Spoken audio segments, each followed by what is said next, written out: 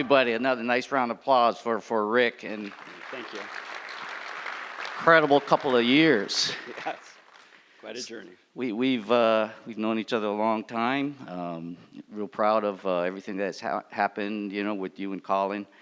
How's that changed your life and your normal day-to-day operations here? Yeah, I mean, 2.5 years ago, he turns professional, and we had a plan a year ahead of that, right? His last year as a college player, and you want to be optimistic as coaches and believe in your students, but there's so many twisty roads, as we know. But to be able to travel now across the country is very.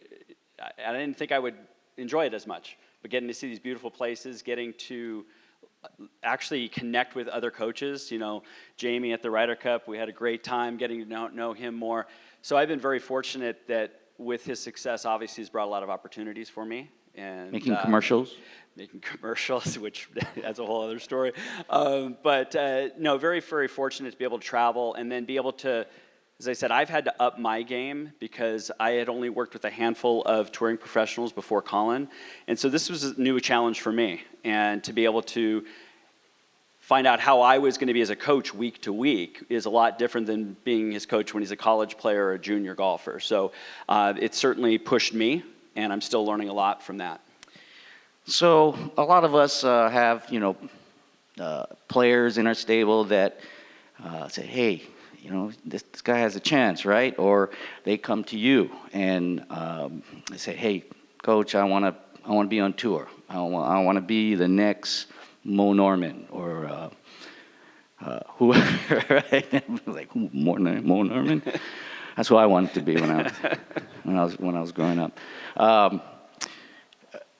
Was there a time when you said, "Yeah, Colin, I think you're going to be able to do this"? Yeah, they answered that question in different ways, but I remember when he was a 12-year-old. And I remember coming home from one of the days of coaching, and I used to see Colin once a week from the age of 8 all the way to 18 until he went to college. And I came home and I told my wife about this junior golfer that I was working with, and I said, he has it. Now again, it's hard to define what that it is, correct? And yet, what I was so passionate about is that somebody who is extremely coachable, has a great attitude, has a great family, yes, he's talented. We never talked about turning pro or anything like that, but somebody who always showed up and was engaged and was passionate about what he does, that is refreshing at any age. And then, so I thought at that time he has that it. But we've all had plenty of students who had a lot of talent that, oh yeah, he's going to do it, or she's going to do it. And then they go to college, and then they have independence, and then they get the first boyfriend or girlfriend, or then, there's a lot of things that could get in the way. And I'm very, very fortunate that everything, went how it went. But I saw it early on with him. Yeah. And so what will you tell that player that comes to you that says, hey, this is my goals, the process, if you will, Jamie, as I've learned, he has his wheel and his spokes. Sure. Yesterday, Brett has his funnel, I've got, mine is a bowling ball where you got to fill the 3 holes, and it's just need you to eat, sleep, and drink a lot of water. That's the simplicity of it. Right. And that's probably why none of my guys are on tour right now, but so I got to, get a little bit more detailed with that. And yeah. But I can't add more holes because now bowling, they got the two-handed thing, so I got to change my bowling ball thing. What's your I process? think, and we know this, that it's one thing for a junior to say, hey, I want to play D1 golf or professional golf. It's another thing when the parents get involved, because now the parents have different expectations, and dealing with that has been a challenge, for sure. I look at it as player development, not as quick fixes. But it's very easy when players come to us and say, little Johnny should be breaking 80 right now. I said, well, why should he be, right? And then we get into that discussion. And, just to use the example, like with Colin, I was always thinking 1 to 3, we talked about this before, 5 years ahead. Once I knew he wanted to play D1 college golf, and he's 13 years old, we're now looking at, okay, Colin, when you get to this level, here's some things we're going to have to accomplish. And it wasn't about, you have that U.S. Kids tournament. Oh, we got to get you ready for that 12-year-old. It's like, we got him prepared, but it wasn't like, oh my God, I need these points and stuff like that. It was always about, are we getting better? One of my favorite stories about him, he comes back, He was 16-year-old. He came back from playing PGA National champion course there, and he shot his highest round I think he had ever in an AJGA event, right? And we didn't talk about the score per se. It's always, what did you do well? What did you learn? What do we have to work on? And immediately said, Rick, we need to work on flighting my irons. I got beat up in that wind. Not, I played bad because the wind was bad, and if it wasn't windy, I would have played. None of that. He never made excuses. He always took accountability for it, and he always wanted to learn. So it was always like, okay, by the time you get to college, we need to be able to flight irons. We need to be able to own your swing, know your cause and effect. So that is refreshing, to say the least. So I stress that with every individual is that we're looking at a development, not a quick fix in all areas. So whether it's technical or mental or physical, I want them to buy in on what's happening down the line, not just I have to shoot blank score next week. I got a question from somebody that wanted to ask you as far as, we talked a little bit with Michael Breed about kind of the modeling and the business side of it. You know, with your stable of certain players or good players, what's your model as far as charging them? I mean, is it, you know, you get paid by the hour, or is it a retainer or percentages? Yeah, no, and again, this was new. Up to Colin, I would be getting paid an hourly rate for some of the professionals that I work with. Yeah. Okay. With Colin, it was different because I'm a swing coach, mental coach. I was going to be traveling with him. It was a more, you know, it's truly, I'm part of the team all the time. And, you know, I was very fortunate working with his agency and saying, hey, what is kind of the agreement that we should go with? So I get paid a percentage of winnings. Nice. Mm-hmm. So when he was 8 years old, I had him sign 98% goes to me. I don't know if that holds up so. Yeah, another thing, you know, when we first met a long time ago, you were getting into, you know, deciding to kind of niche yourself, you know, and be more specialized. So you went into the mental side of the game. Remember, you doing a lot of that, you know, back when.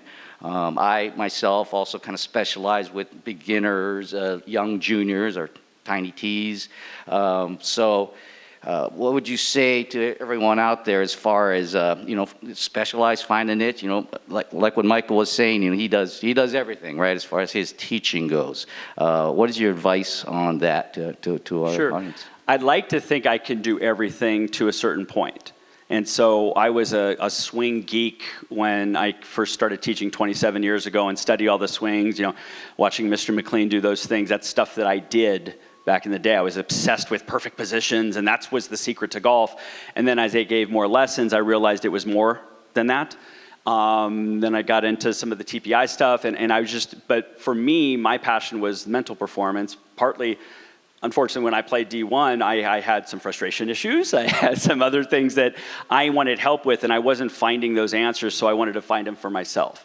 And then it's just a rabbit hole that I am so passionate about. So as I've gotten older, but also working with players that me as a coach was not getting the results I thought, that there was other aspects and puzzle pieces, and so I feel like I can do a good job with the beginner or intermediate in all areas, but then there comes a certain point that I wanted to be an expert in this field. One, because I'm just so passionate about it, and I saw that there was a need for it. And along those lines, I think we all as professionals, when you look at expertise, is that we're all experts at, let's say, golf instruction, but when you have that niche, you can charge more. You can market yourself and differentiate yourself. When people talk about, like if we say, hey, how to fix a slice, all of us can fix slices. We have a lot of competition. But if somebody says, who is a credible mental game coach in Southern California? Well, there might be 8 of them, right? We've got Dr. Kurt, right? Myself. There's a few other ones. We have a lot less competition.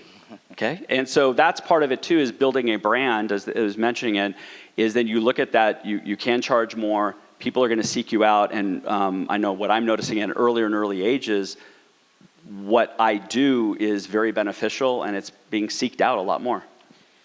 My last question is, you know, with everybody out here, don't get to work with the tour player at that level here.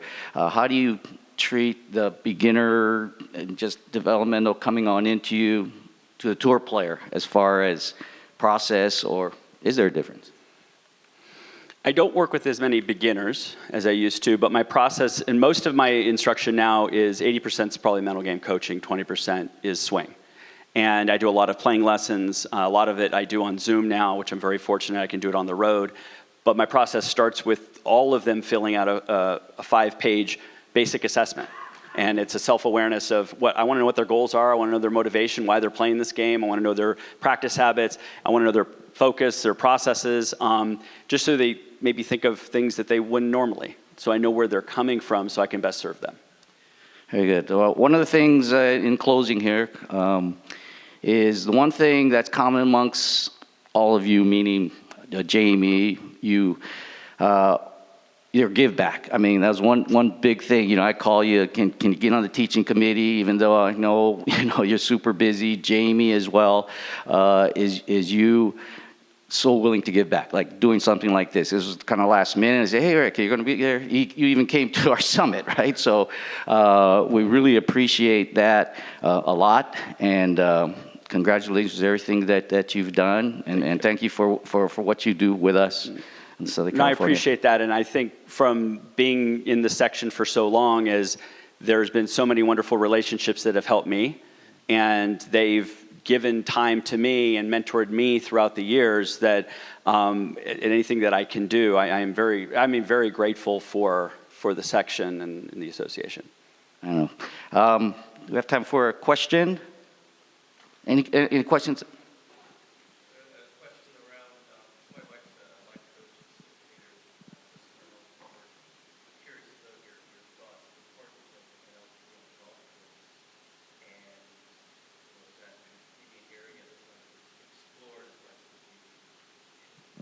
Sure. So the question about NLP, neuro-linguistic programming, I did a lot of that back in the day, and I still refine those skills, and I'm going into a little bit different thing called flow training and stuff. But NLP is, again, basically, how are we communicating to ourselves, right? I was having a great breakfast this morning and talking about the importance of association, of what does this moment mean to me is the first step. I could look at the first tee as something that's anxious and stressed and a threat, or I could look at it as something exciting, so cool, it's a challenge, and that distinction will change literally, physiologically, what happens in my system. Well, we're playing a sport that requires fine motor skills and tempo, so that could be enough of a trigger either way. So that's where, and so I'm looking at how a student, the meaning they put to anything that's in front of them. So, with Colin, he's in the final group for the Open Championship. The night before, I'm talking to him, and I always say, what's the intention? To win. And people say, oh, don't think about the outcome. Outcome's important, everybody. But then the follow-up is, in order to win, how are you going to be on the golf course?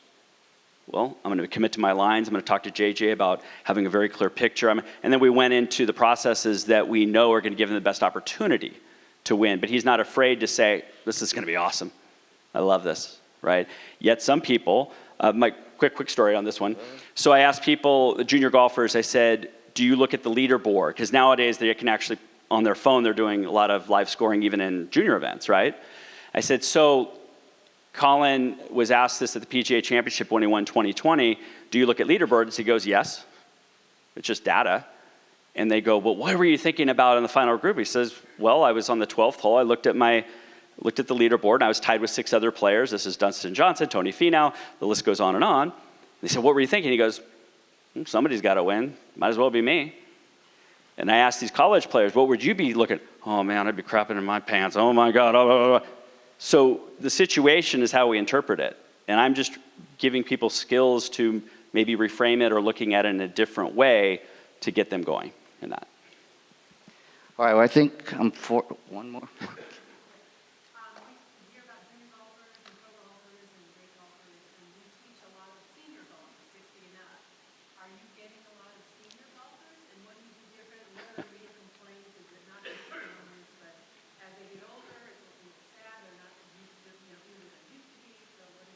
Exactly, right? Expectations now have shifted, and I'm finding that my role in that is for them to enjoy the game more, not necessarily get their index back to the 9 that they were 5 years ago, and having them, again, shifting, why are they playing golf? and they might have been extremely successful business people that now golf is their next competition, right? And I have to go, chill, you're doing this with your off time and stuff. So I make sure that they're doing it for the right reasons for them, and then they can distinguish the difference between every day has to be a competition to, hey, did you enjoy being out in nature? And COVID shifted a lot of that with some of my clients, is that either it was taken away from them, golf was, and they could look at it like, I miss it, or they go, wow, it's so great to be outside. And so I saw a shift in a very positive way with some of the older golfers, that they go, I'm pretty lucky to get out on the golf course. But expectations management is a big part with them. Well, thanks, Rick. I know we got to get to the next show. We could sit here and talk again all day, but I appreciate coming up so here much. last moment. Thank you. Appreciate it.